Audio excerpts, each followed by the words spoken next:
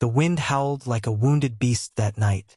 Snow fell in thick, furious waves, painting the world outside in shades of silver and fear. Sophia Harper tightened her shawl around her shoulders as she looked out the tall windows of the old mountain lodge she worked in, Hollow Creek Estate. The world beyond had vanished. No road, no sky, just a white blur swallowing everything. She whispered, "Looks like we're trapped for the night." The clock struck 7. The power flickered. Then, a sound. A faint, desperate knock at the door. Sophia froze. Who could be out there in weather like this? The knocking came again, louder this time.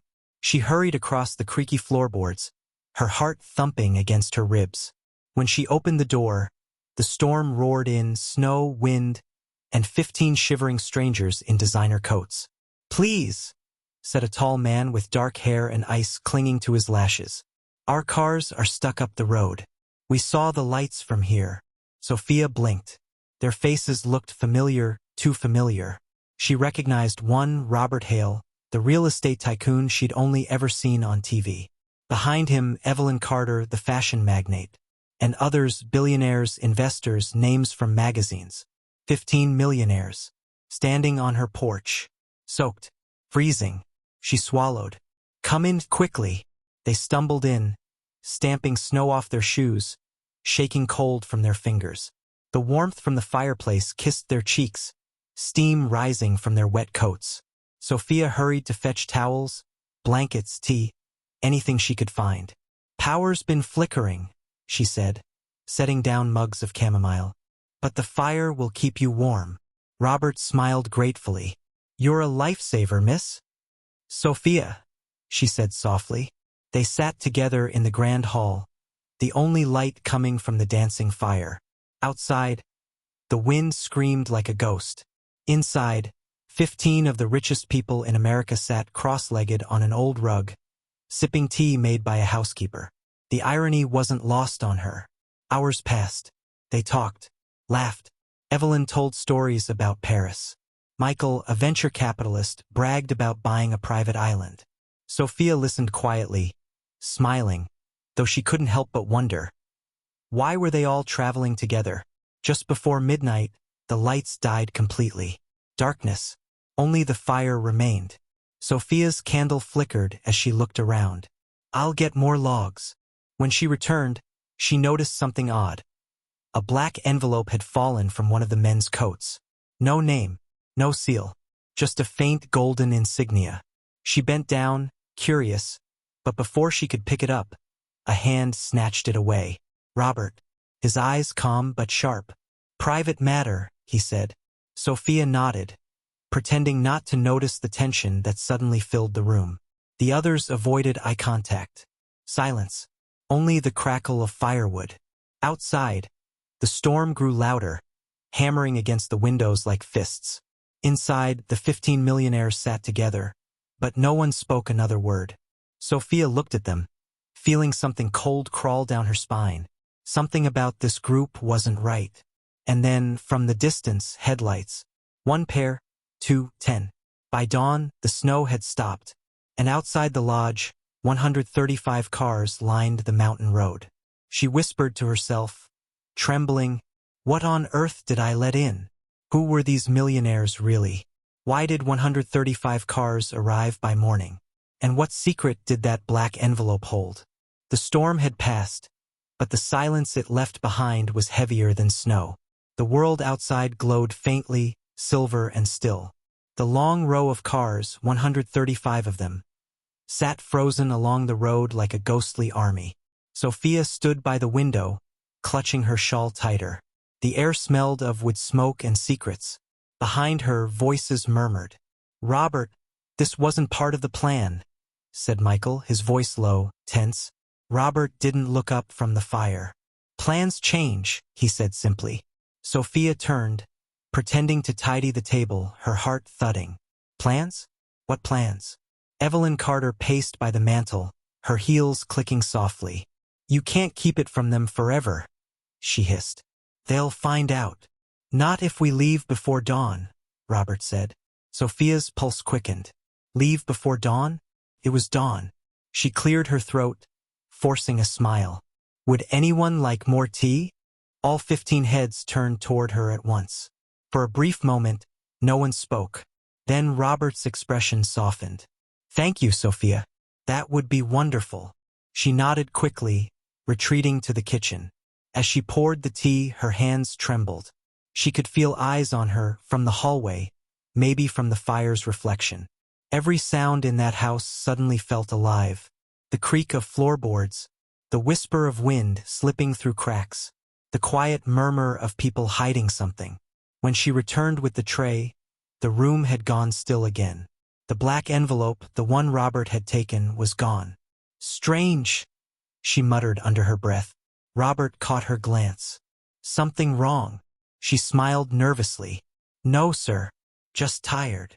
But she wasn't tired. She was terrified. Moments later, the sound of engines shattered the silence. Sophia rushed to the window. The cars outside had started to move. Dozens of them. Sleek black sedans. SUVs. Luxury vehicles crawling up the icy mountain road. Headlights slicing through the fog. Who are they? She whispered. Evelyn turned pale. They weren't supposed to find us here. Before Sophia could ask, Robert barked orders. Everyone, grab your things. Now. The guests moved fast, collecting phones, briefcases, coats. The sudden panic electrified the air. Sophia stepped forward. Excuse me. You can't just leave like this. The roads are barely. Robert turned to her, his voice sharp but calm. Sophia, you've done more than enough. You'll be compensated generously. Compensated? She repeated. For what? His jaw tightened. For your silence. Her breath caught. What do you mean?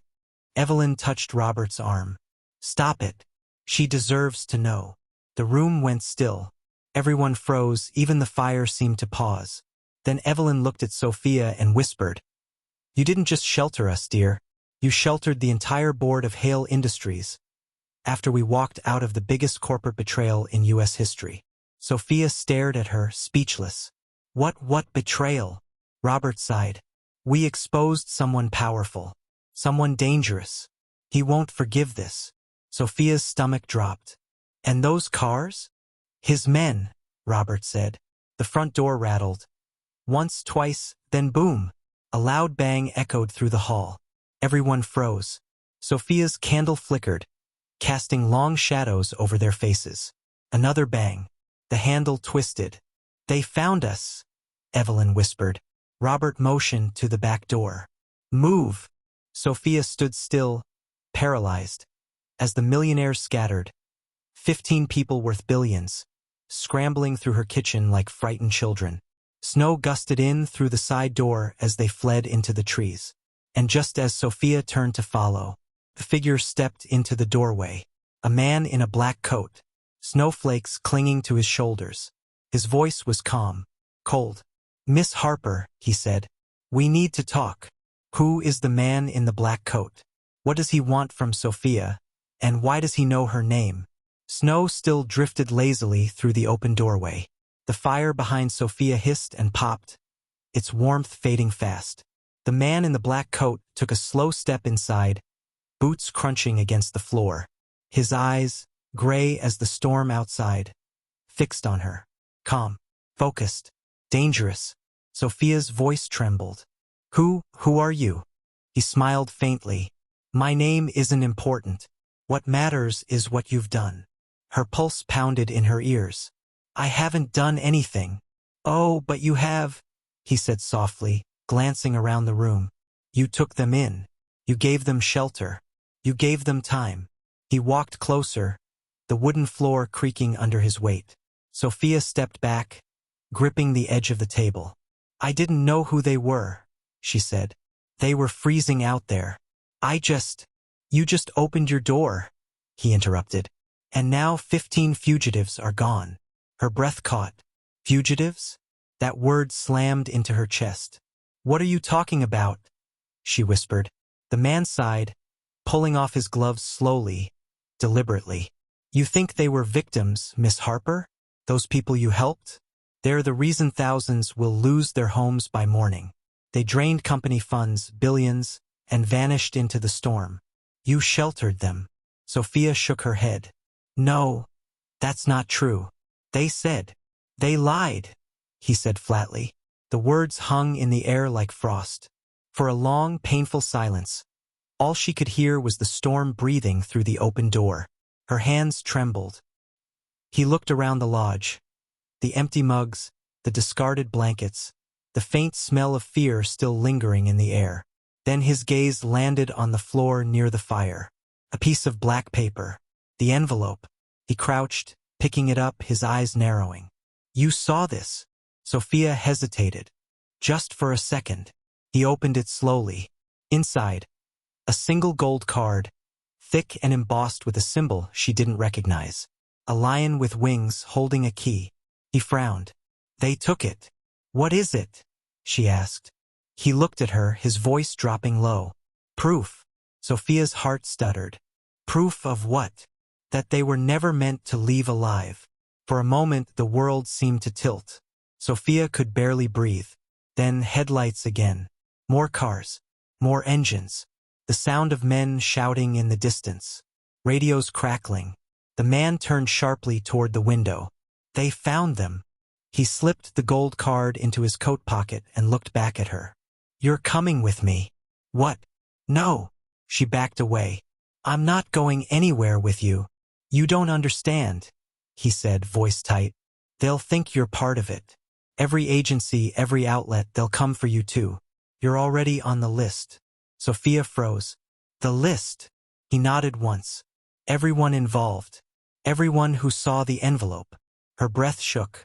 Then why should I trust you? He looked at her. Really looked, his expression softening for the first time. Because I'm the one who put them on that list. The words hit her like thunder. She stared, speechless. Before she could speak, a gunshot cracked through the air outside, sharp and close. The sound shattered the quiet like glass. He moved fast, pulling her down behind the counter. Stay low. Another shot. The front window exploded. Shards of glass rained across the floor. Sophia gasped, clutching her ears as the cold wind roared in again. Outside, voices shouted orders, but it was impossible to tell who was who. Friend or enemy, truth or lie, everything blurred together. The man grabbed her wrist. We have to move. Now. She stared into his storm-gray eyes, searching for something. Honesty, safety, anything. But all she saw was fear. Real human fear. And as he pulled her toward the back door, one thought echoed in her mind. What if I just traded one danger for another? Who is the man really working for? And what's on that golden card that's worth killing for? The wind cut like glass. Sophia stumbled through the snow, her hand locked in the stranger's grip as he dragged her down the frozen path behind the lodge. Her lungs burned. Her boots sank deep into the drifts. Every breath came out as white smoke in the moonlight. Behind them, engines roared and voices shouted. A storm of men and machines tearing through the silence. Keep moving, he yelled over the wind. She tripped on a root, falling to her knees. Please, I can't. He turned, his face tight with urgency. You can. You have to. The forest swallowed them. Tall pines bending under snow, the world muffled except for their crunching footsteps and the distant echo of sirens. Sophia's heart hammered. Who are you? She gasped. You said you put them on that list. What does that even mean? He hesitated, then finally spoke, voice low but sharp. My name's Daniel Cross. Internal Affairs. I was supposed to arrest them tonight, before they disappeared. Then why chase me? Because they used you, he said, stopping to catch his breath. You think they just found your lodge by chance? No, they chose it. They knew the storm would cut communications. They needed a quiet place to meet, a place off the grid. Sophia felt her stomach twist. You mean, they planned to come here? He nodded grimly. And they planned not to leave anyone behind who saw what they were doing. Her blood ran cold. You mean? Yes, Daniel said quietly. They would have killed you, Sophia. She stared at him, her breath shaking. The thought hit her like ice water. All the warmth, the laughter, the gratitude from the night before. It had been an act. A lie. They kept walking until the lodge disappeared behind them, swallowed by the trees. The snow fell softer now, like ash drifting from the sky. Daniel stopped by an abandoned service road, half buried under snow. "There," he said, pointing to a rusted cabin in the distance. "We'll hide there until sunrise." They reached it just as the first light began to bleed through the clouds. A faint, cold dawn. Inside, the air smelled of dust and pine. Daniel closed the door, locking it with a metal bar. Sophia sat on the floor, wrapping her arms around herself. "So that's it? You just run? From them? From whoever they are?" Daniel crouched near the window, scanning the treeline. "No, we wait. My team's tracking the signal from that gold card." She frowned. "The one from the envelope?" He nodded. "It's not just a card. It's a data chip, contains the real financial records. Names, accounts, everything those people tried to erase." "So they were stealing money?" He shook his head. "Not stealing. Laundering. Billions in charity funds, all hidden through dummy companies. The world thinks they're heroes, but—" He stopped, jaw tight. "They're not." Sophia stared at the small metal case he pulled from his pocket. "Then why did you say they weren't supposed to leave alive?" Daniel looked up, eyes tired. "Because someone higher up ordered it.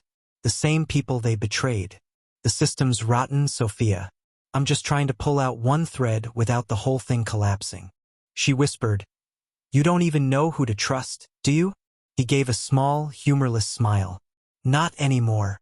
For a long moment, they sat in silence. Two strangers caught in something far larger than themselves. The wind howled outside. The floor creaked. Somewhere in the distance, a crow cawed, long and low. Then Daniel's radio crackled. Static. A voice. "Agent Cross. Do you copy? The convoy's been hit. Targets down." "Repeat." All 15 confirmed down. Sophia's head snapped up. "Down? You mean?" Daniel's face went pale. "No. That's impossible." He grabbed the radio. "Say again. Who gave that order?" But the radio only hissed. Then silence. Sophia felt the air leave her lungs. "Daniel, what does that mean?" He stared at the floor, voice hollow. "It means someone finished the job for us," she whispered, trembling. "Then who's left?" Daniel turned slowly toward her, eyes full of something between fear and realization. "You," he said quietly, "and me. If the 15 are dead, who's hunting Sophia and Daniel now? And what's the real secret buried inside that golden card?" The cabin was silent. Outside, dawn bled across the horizon, a faint orange glow fighting through the white fog. Inside, Sophia sat by the window, her breath fogging the glass. Her fingers wouldn't stop trembling. 15 millionaires. All gone. The fire in the stove crackled weakly, throwing dim light across Daniel's face. He sat by the table, staring at the small golden card between his fingers, the one that had started it all. Sophia's voice was barely a whisper. "You think they're really dead?" Daniel didn't look up. "I don't think," he said. "I know." The words dropped like stones. Sophia closed her eyes. Just hours ago, those people had been alive, cold, laughing, human. Whatever they'd done, she hadn't wished this. "No one deserves to die like that," she said softly. Daniel's jaw clenched. "They chose this. Power makes people think they're untouchable, until someone proves them wrong." There was something in his tone that made her look up. "Daniel," she said carefully, "who gave the order? You said someone higher up. But who?" He didn't answer, just stared at the gold card. "Daniel?" she pressed. He finally looked at her, and for the first time since she'd met him, there was fear in his eyes. "You wouldn't believe me. Try me." He turned the card over and slid it toward her across the table. "Look at the emblem." Sophia leaned forward, the lion with wings, holding a key. She'd seen it before, somewhere she couldn't quite place. Then it hit her. "That's from Hale Industries," she whispered. "Robert's company." Daniel nodded slowly. "No, it's from before that. Hale didn't create the company, he inherited it. It's part of a network, Sophia. Old money. Political money. The kind that never shows its face. They fund campaigns, buy headlines, rewrite laws. They're everywhere. Sophia felt a chill crawl up her spine. And you work for them? I thought I did, he said quietly. Until tonight. She stared at him, realization dawning like frost spreading through her veins. Daniel. Those men who were killed. He looked away. They weren't killed to stop the truth. They were killed to bury it. The room seemed to tilt. Then the real traitor, he nodded once, is still alive. Before she could speak, a sound split the air. A faint crunch of snow outside. Footsteps. Daniel's eyes snapped to the door. He grabbed his gun, motioning for silence. The footsteps grew louder, closer, slow and deliberate. Sophia's pulse thundered. She could see a shadow moving across the frosted window, tall, broad-shouldered. Someone was out there. Daniel moved toward the door. Stay back, he whispered. The handle turned. He swung it open, gun raised. But there was no one there, only the whisper of the wind. Then something thudded against the porch.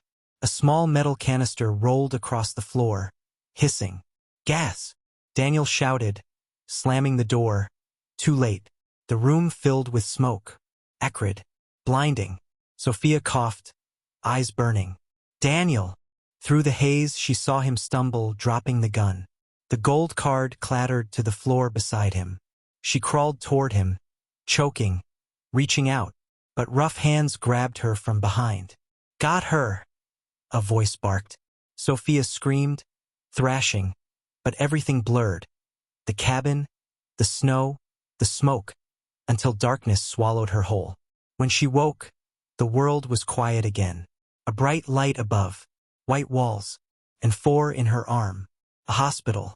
She blinked, disoriented. A nurse smiled faintly. You're safe, Miss Harper. Sophia's throat was dry. Where's Daniel? The man who? The nurse hesitated. There was no one else found, ma'am. Just you. Sophia's pulse quickened. No, that's not possible. He was right there. Before she could finish, the nurse handed her something. This was with your belongings. A small golden card. The same one. Sophia stared at it, her reflection flickering in the polished surface. But now it was different. No lion, no wings, just a single engraved sentence. Your silence is appreciated. Her heart dropped.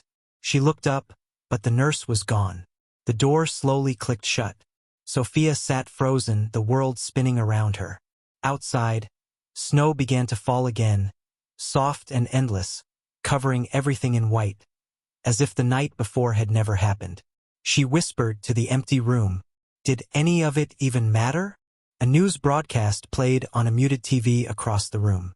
15 executives confirmed dead in what authorities are calling a freak avalanche near Hollow Creek. No survivors were found.